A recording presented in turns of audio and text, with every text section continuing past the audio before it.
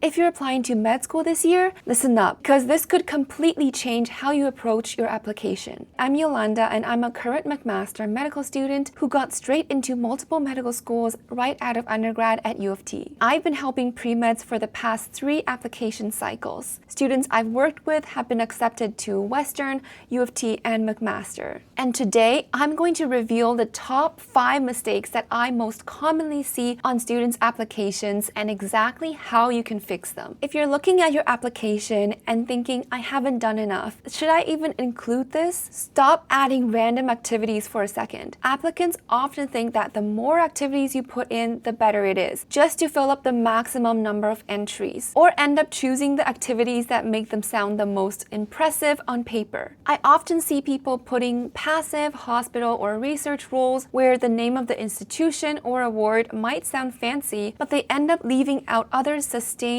employment, volunteering, or even personal commitments like caring for their family that could be much more impactful in your application. Some of the strongest highlights in your application could come from just a brief period where you worked at a summer camp to help kids, or an ordinary part-time job that you juggled. If it was meaningful to you and you truly enjoy the experience and you felt like you grew from it, you should include that. It reveals far more about your communication skills, maturity, and even reliability.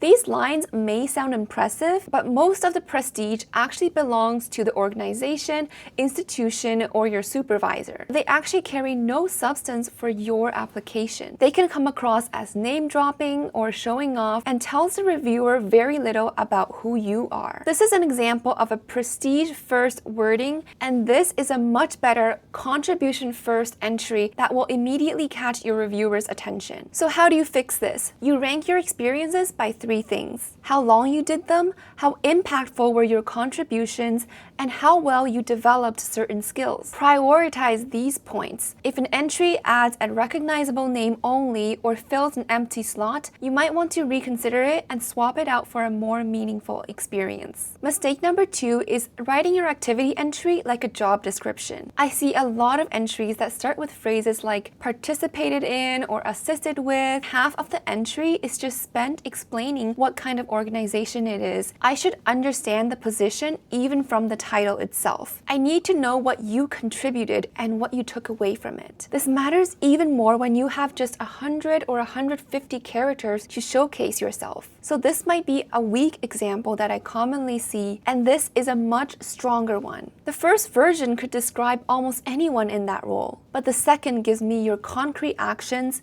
the scale of your work, and the concrete improvement that you made. It's specific enough that I can actually picture your contribution. Start with a strong verb, give only enough background for the reviewer to understand the context, which should be in your title anyway, and ask yourself, what did I personally do? Did I solve a problem, improve a process, create something, or take on more responsibility? These are all examples you can include to make your entry leave a much stronger impression. You've probably all heard the CanMEDS tip over and over, so I'm sure you know their importance. But the mistake is either having no overall personal theme or treating the CanMEDS roles as your theme. A strong application should have an overarching theme that makes the applicant's story feel cohesive and let the reviewer have a quick, strong snapshot of you as a holistic person. Things like I am a communicator and health advocate is not a personal theme, and it should not be what your reviewer takes away from your application. These are just competencies that every single applicant is trying to demonstrate. One question I ask almost every student is, if I asked you who you are, can you answer me in a maximum of 1 to 2 sentences? Almost every single student I asked this said they have no idea how to answer this. You should have a clear answer on this before you even start your application. Your answer should not just be about where you're from, what program you studied. It should not be a list of your research, your volunteer activities, and it should not simply be your answer to why medicine. These details all matter matter, but they do not tell me what consistently defines you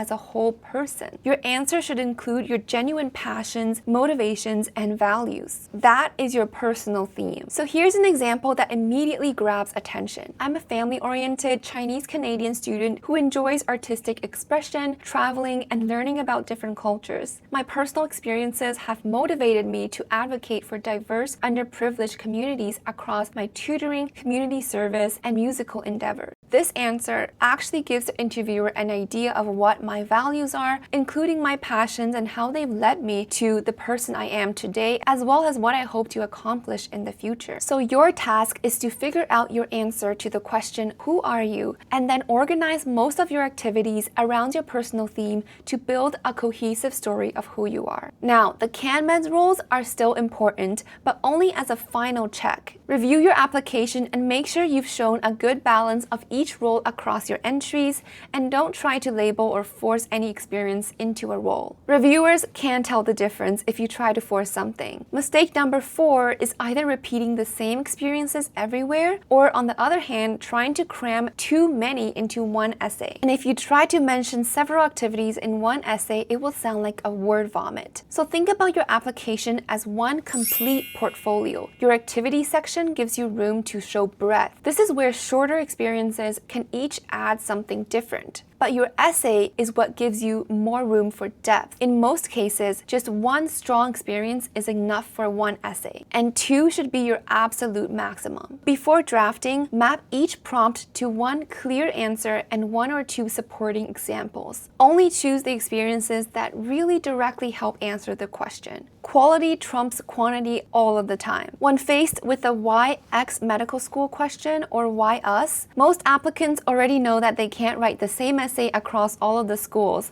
But the problem is that they might research the school, find a few appealing features, and just repeat them back in their essay. They might write that they like the early clinical exposure, research opportunities, and commitment to advocacy, for example. Those may all be true, but listing them just shows that you read their website, not why they matter to you and how you are going to bring value to their program. So instead of saying, I'm drawn to the school because of its small group learning and early clinical exposure, you should think about why you benefit from small group learning. What did you learn from previous clinical settings that was different from in a classroom? And how will you take advantage of the hands-on learning opportunities? And this is how you highlight you will be a great fit for the school. It's not only about making your answer specific to each school, but it's about making it specific to yourself as well. So these are the 3 parts you should include in your YX program answer. First, pick 1 or 2 key features of the school that resonate with you. They should have direct connections to your personal experiences already. Then describe what past experiences